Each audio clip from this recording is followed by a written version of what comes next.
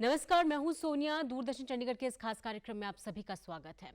Corona महामारी के इस दौर में संक्रमण से बचने के लिए सरकार से लेकर तमाम डॉक्टर्स लगातार वैक्सीनेशन लगवाने पर जोर दे रहे हैं, क्योंकि यही एकमात्र रास्ता हम हमारे बीच में है जिससे कि संक्रमण से बचा जा सकता है और एक चेन ऑफ ट्रांसमिशन जो है इस वायरस की, उसको रोका जा सकता है।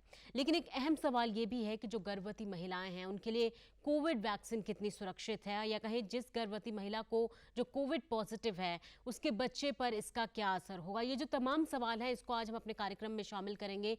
मेरे साथ स्टूडियो में ऑनलाइन जुड़ रही हैं डॉक्टर उषा किरण, जो कि एमिनेंट गायनोकोलॉजिस्ट है। बहुत बहुत स्वागत है डॉक्टर उषा किरण आपका कार्यक्रम में। लेकिन इससे पहले कि मैं आपसे सवालों का सिलसिला शुरू करूं, मैं सबसे पहले अपने दर्शकों को बता दूं कि अगर उनके मन में कोई भी शंकाएं हैं या कोई सवाल है कोरोना वायरस को लेकर, तो वो सीधे सेंट्रल हेल्पलाइन नंबर पर कॉल कर सकते हैं। हमारे मॉनिटर स्क्रीन पर भी हम ये नंबर फ्लैश कर रहे हैं। सेंट्रल हेल्पलाइन नंबर है 011-2397-8046। साथ ही हरियाणा में जो लोग रह रहे हैं उनके लिए हेल्पलाइन नंबर है 8558893911। पंजाब के लिए हेल्पलाइन नंबर है 104। साथ ही चंडीगढ़ में जो लोग रह रहे हैं वो इस नंबर पर कॉल कर सकते हैं 9779558282। ये नंबर हम बार बार अपने कार्यक्रम में फ्लैश करते रहेंगे, ताकि अगर आपके मन में कोई भी सवाल है कोरोना वायरस को लेकर तो आप इन नंबर पर कॉल कर उसका समाधान या उसका जो जवाब है वो ले सकते हैं। और साथ ही इससे पहले कि मैं डॉक्टर उषा किरण से सवालों का जो सिलसिला है वो शुरू करूं, सबसे पहले उन लोगों ने जिन्होंने वैक्सीनेशन लगवा लिया है उनका किस तरीके का एक्सपीरियंस है? क्या वाकई इसमें कुछ घबराने की बात है, या जो कुछ भी शंकाएं आपके मन में हैं उनका एक्सपीरियंस उनकी जुबानी सुन लेते हैं, उसके बाद सवालों का सिलसिला शुरू करेंगे। मैंने फर्स्ट डोज लगवाई है। प्लीज़ आप भी लगवाएं, अपनी सेफ्टी के लिए, अपने परिवार के लिए, देश के लिए। कोई पैसा नहीं लगेगा, ज़रूर लगवानी चाहिए।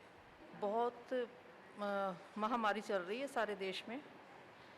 इस महामारी को रोकने के लिए इंजेक्शन ज़रूरी है। मेरा नाम कमलेश है और मैंने फर्स्ट डोज लगाई है और ये बहुत अच्छी है।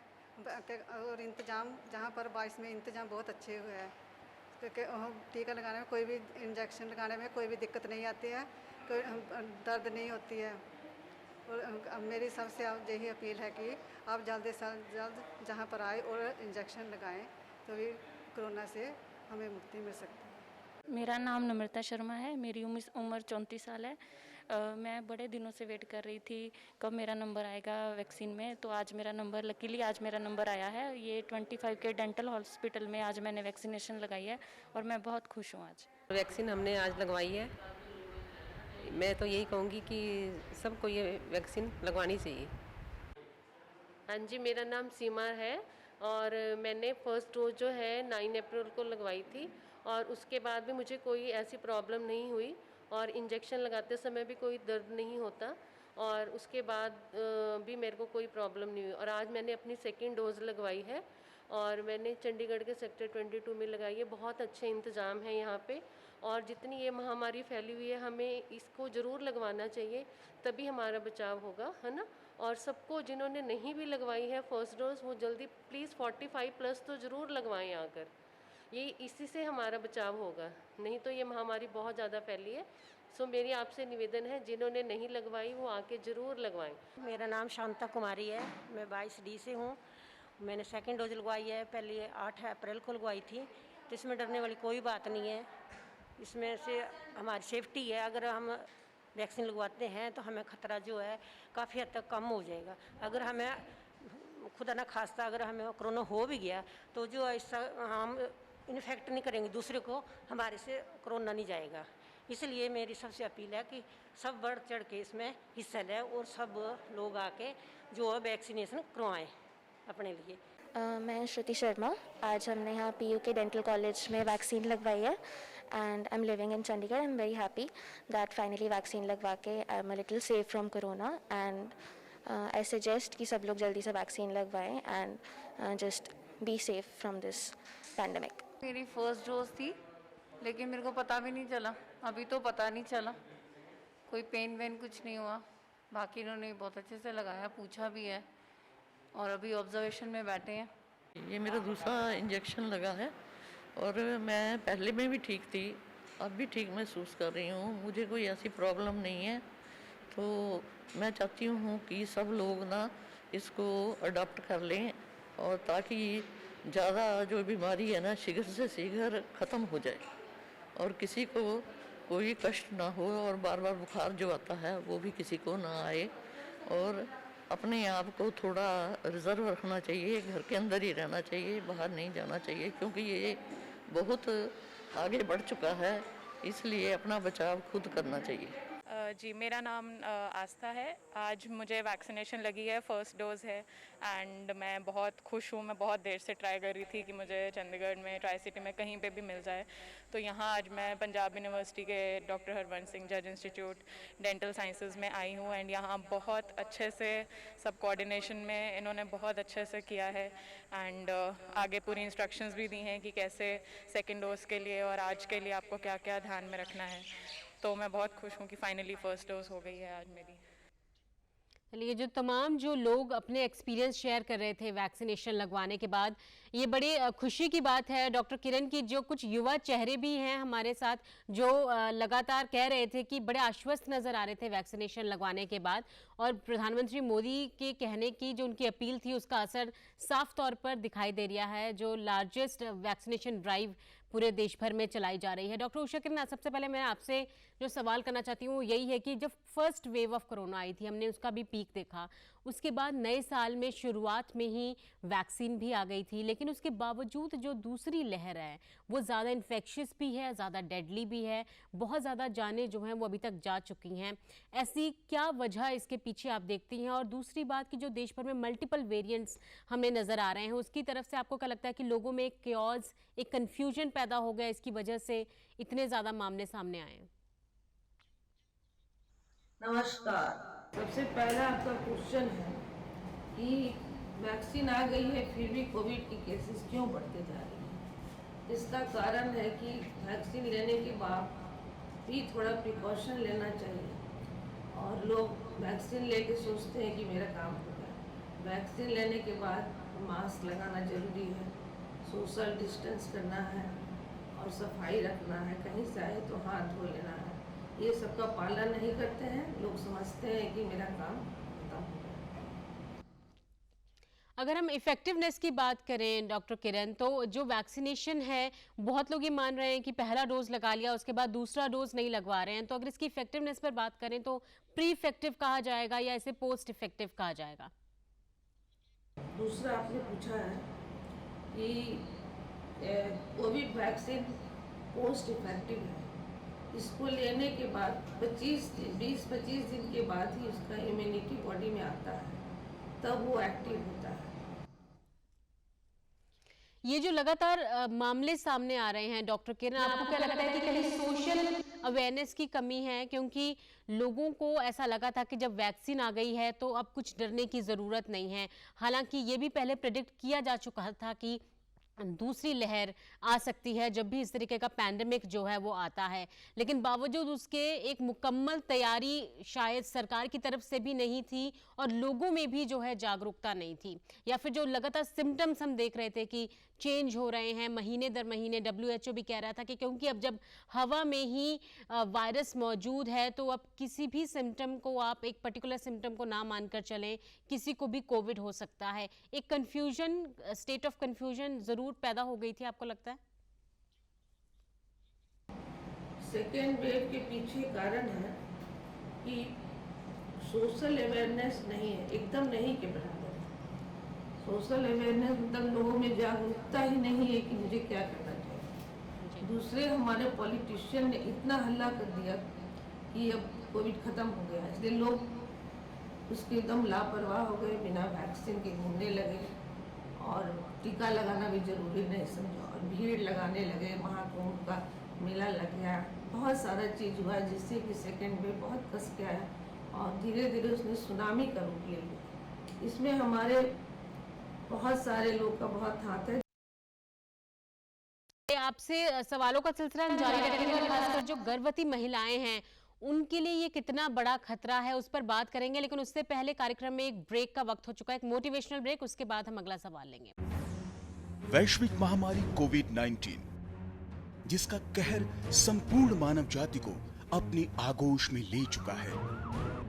टीका या दवाई उपलब्ध होने तक महामारी के खिलाफ मानवता की जंग जारी है। ऐसे में सबसे जरूरी है सावधानी और बचाव। फेस मास्क कोरोना से रोकथाम का सबसे प्रभावी उपाय साबित हुआ है। विश्व स्वास्थ्य संगठन और विशेषज्ञों की शोध का भी यही निष्कर्ष है कि मास्क से मुंह और नाक को अच्छी तरह ढककर कोरोना संक्रमण को कम किया जा सकता है। कोरोना संक्रमण से बचाव के लिए मास्क पहनने के साथ ही जरूरी है मास्क को सही तरीके से पहनना। बहुत से लोग मास्क से नाक और मुंह को सही तरीके से नहीं ढकते हैं, जिससे संक्रमण का खतरा बना रहता है। बिना मास्क या फेस कवर के घर से बाहर निकलने की अभी कल्पना करना भी सही नहीं है। जुड़िए डीडी न्यूज की खास मुहिम मास्क अप इंडिया के साथ। मास्क पहने और अपने मुंह और नाक को अच्छी तरह ढकें। अपने परिवार के सदस्यों और दोस्तों को मास्क पहनने के लिए कहें। Mask up India. दोबारा से स्वागत है आपका कार्यक्रम में। आज हम चर्चा कर रहे हैं कि जो कोरोना वायरस है उसका गर्भवती महिलाओं पर कितना असर है और कोविड वैक्सीन जो है गर्भवती महिलाओं के लिए कितनी सुरक्षित है। डॉक्टर उषा किरण मेरे साथ जुड़ी हुई हैं, गायनोकोलॉजिस्ट हैं। और डॉक्टर किरण, हम लोग बात कर रहे थे गर्भवती महिलाओं की, तो अगर उनकी बात की जाए तो कोरोना वायरस अगर हम कितना खतरनाक है, अगर हम गर्भवती महिलाओं की बात करें और उनका जो होने वाला बच्चा है उस पे क्या संक्रमण होने की कितनी संभावना है अगर कोई गर्भवती महिला कोविड पॉजिटिव है तो? प्रेगनेंसी के दौरान कितना इन्फेक्शन है फीटस के लिए, तो मैंने तो बहुत सारे केसेस देखे हैं जिसमें कि होने के बाद भी, कोविड के बाद भी हमारे पेशेंट को 9 महीना में स्वस्थ बच्चा को जन्म देती है और बच्चे में कोई भी नेगेटिव फीचर्स नहीं रहता है, बच्चा एकदम स्वस्थ होता है। इसलिए शायद कोई किस में होता होगा, बट जनरली कोई खास नहीं होता है, अच्छा से हो जाता है। थोड़ा सा वही मास्क वगैरह लगाना चाहिए। डॉक्टर किरण, जो गर्भवती महिला है अगर कोविड पॉजिटिव हो गई है और उसने फर्स्ट डोज ले चुकी है वैक्सीन का, तो ऐसे में दूसरी डोज से पहले क्या कुछ एहतियात बरतने की जरूरत है? फर्स्ट डोज के बाद अगर वो कोविड पॉजिटिव हो जाती है तो? पेशेंट को फर्स्ट डोज देने के बाद सेकेंड डोज कब देना चाहिए? अगर पेशेंट प्रेग्नेंट वुमेन नेगेटिव हो, जब तक नेगेटिव नहीं होगी तब तक सेकेंड डोज नहीं देना है। नेगेटिव होने के 1 महीना के बाद ही उसको कोविड का दूसरा टीका देना चाहिए। डॉक्टर उषा किरण, खास तौर पर देखा जाता है कि हम जैसे लोग जिनको कोविड हो रहा है उनको बहुत ज़्यादा कमज़ोरी आ जाती है। ऐसे में गर्भवती महिलाएं अगर कोविड पॉजिटिव हो जाती हैं तो उस दौरान, उस फेज के दौरान, ट्रीटमेंट के दौरान क्या कुछ फिजिकल एक्सरसाइज करने की ज़रूरत है, योग करने की ज़रूरत है, जिससे कि उनके होने वाले बच्चे पर भी इसका असर ना हो? कोविड में योग और एक्सरसाइज करना चाहिए कि नहीं, तो मैं तो कहूँगी कि not bad, exercise is always good for body, लेकिन वो एक सही मात्रा में होना चाहिए। ज़्यादा कुछ भी नहीं करना चाहिए और थोड़ा बहुत नेगेटिव होने के 1 महीना बाद, अगर किसी को कोविड हुआ है तो नेगेटिव होने के 1 महीना बाद करने से कोई हर्ज नहीं है, थोड़ा थोड़ा कर सकते हैं।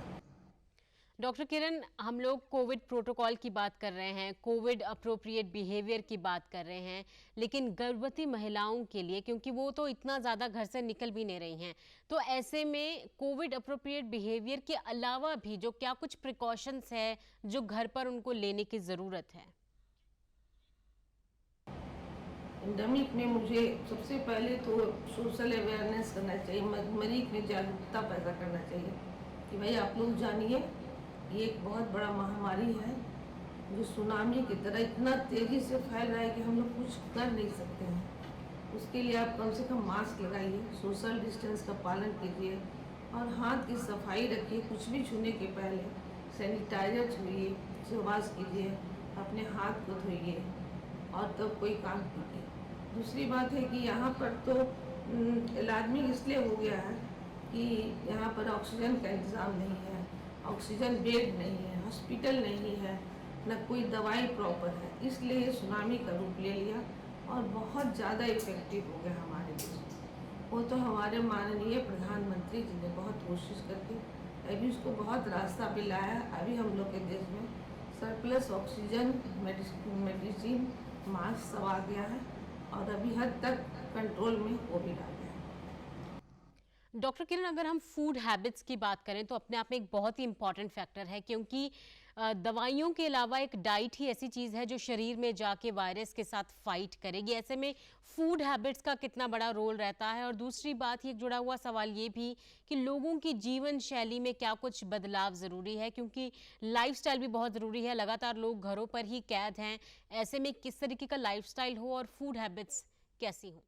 इस एपिडेमिक में बहुत हेल्दी फूड खाना चाहिए। प्रोसेस्ड फूड तो एकदम नहीं खाना चाहिए। ग्रीन वेजिटेबल्स, फ्रूट्स और सॉल्ट, लेस सॉल्ट और साइट्रस फूड, हाई प्रोटीन में 2 एग्स अगर हम खाएं तो बहुत अच्छी बात है। तो यही सब चीज़ खाना चाहिए। प्रोसेस्ड फूड एकदम नहीं खाना चाहिए, उससे हमारे शरीर में डाइजेशन कमजोर हो जाए। रोज़ पेशेंट देखती हूँ, मैं उन लोग को बताती हूँ पेशेंट को कि आप लोग में जागरूकता आना बहुत ज़रूरी है। आप लोग जागरूक होइए, जागिए कि कोविड से हम कैसे लड़ेंगे, कोविड से हम हर हाल में जीतेंगे, डरेंगे नहीं। तो कोविड को भगाने के लिए हमको सबसे पहले वैक्सीनेशन लेना चाहिए। वैक्सीनेशन का दोनों डोज सही समय पर लेना चाहिए और उसके बाद हमें मास्क लगाना चाहिए। हमेशा मास्क लगा के जाएँ, जहाँ भी जाएँ मास्क लगाएं और मास्क को भी 2-2 दिन पर उसको साफ करते रहें। अगर सर्जिकल मास्क है तो एक बार लगा के उसको फेंक दें और उसको साफ सफाई का पूरा ध्यान रखें और हमेशा 2 गज की दूरी बना के रखें। अब जहाँ से भी जाए, घर में जाने के पहले अपने हाथ को 22 सेकेंड तक अच्छा से साबुन से या कोई भी सैनिटाइजर से अच्छी तरह से हाथ धो के ही अंदर जाए, तभी भोजन पानी करें तो अच्छा होगा। मेरा यही सलाह है इस कोविड में कि सोशल अवेयरनेस ज़रूरी है। लोगों को जागरूकता लानी होगी, मास्क लगाना होगा, वैक्सीनेशन लेना होगा, सोशल डिस्टेंस मेंटेन करना होगा। इतना करने के बाद हमको लगता है कि हम लोग ऑटोमेटिकली पहुंच जाएंगे, हम लोग ठीक हो जाएंगे। और सब दवा का, ऑक्सीजन का इंतज़ाम पेशेंट ने कर दिया है। और प्रेग्नेंट लेडी को आपने पूछा है, तो प्रेग्नेंट लेडी को मैंने देखा है कि कोविड पेशेंट भी तो भी ठीक से बच्चा हो जाता है और बच्चे में कोई खराबी नहीं होता है। मैं जो पेशेंट देखती हूँ यहाँ, तो कभी कभी कोविड की पेशेंट भी आ जाती है। प्रेग्नेंट लेडी फुल टर्म की रहती है, उसको ब्रेथलेसनेस है, सांस नहीं ले पा रही है, फीवर है, कफ है, तो मैं ऐसे पेशेंट को सबसे पहले कोविड की जांच कराती हूँ। अगर वो पॉजिटिव आती है तो मैं उसको बड़ा सेंटर में भेज देती हूँ जहाँ पर की सारी व्यवस्था हो। डॉक्टर किरण, हम लोग सोशल मीडिया पर आए दिन देख रहे हैं कि लोग अपने अपने तरीके से, जो इन्फ्लुएंसर्स भी हैं, कोविड पेशेंट्स को, उनके रिलेटिव्स को, उनके आसपास जो लोग रह रहे हैं जो इस वक्त कोविड पॉजिटिव हैं, उनको बेहतर महसूस करवाने के लिए अपना अपना अलग अलग ढंग से उनको मोटिवेट कर रहे हैं, एनकरेज कर रहे हैं। आप भी बहुत अच्छा गाती हैं, हमें मालूम है, और आपने भी शायद उनके लिए कुछ एक गाना लिखा है। हम चाहेंगे कि हमारे दर्शकों के साथ ज़रूर शेयर करें, ताकि इस मुश्किल वक्त में हम जो कोविड पॉजिटिव हैं लोग, इस वक्त इस मुश्किल घड़ी का सामना कर रहे हैं, उनके लिए कुछ कंट्रीब्यूट कर पाएँ। 2 गज की दूरी, मास्क है ज़रूरी, ज़रूर याद रखें। और मैं तो कहूँगी हम होंगे कामयाब, हम होंगे कामयाब एक दिन, हो दिल में है विश्वास। बहुत बहुत शुक्रिया डॉक्टर किरण। और ये जो मोटिवेशनल सॉन्ग जैसा कि आपने गाया, हम होंगे कामयाब, निश्चित तौर पर अगर वैक्सीनेशन ड्राइव में हम सब इसका हिस्सा बनेंगे तो निश्चित तौर पर कोरोना वायरस को हराने में हम ज़रूर कामयाब होंगे। बहुत बहुत शुक्रिया हमारे से बात करने के लिए और तमाम जानकारियाँ जो हैं वो साझा करने के लिए। एक बार फिर से मैं अपने दर्शकों के लिए जो हेल्पलाइन नंबर है वो एक बार फिर से बताना चाहूँगी, क्योंकि अगर कोई भी सवाल आपके मन में है, क्योंकि इस मुश्किल घड़ी में बहुत ज़रूरी है, आप जितना जागरूक बनेंगे उतने ज़्यादा आप सुरक्षित रहेंगे। तो जो सेंट्रल हेल्पलाइन नंबर है, हमारे मॉनिटर स्क्रीन पर भी ये नंबर फ्लैश हो रहे हैं, इनको आप नोट कर लीजिए। 011-2397-8046 सेंट्रल हेल्पलाइन नंबर है। साथ ही हरियाणा में रह रहे लोगों के लिए 8558893911।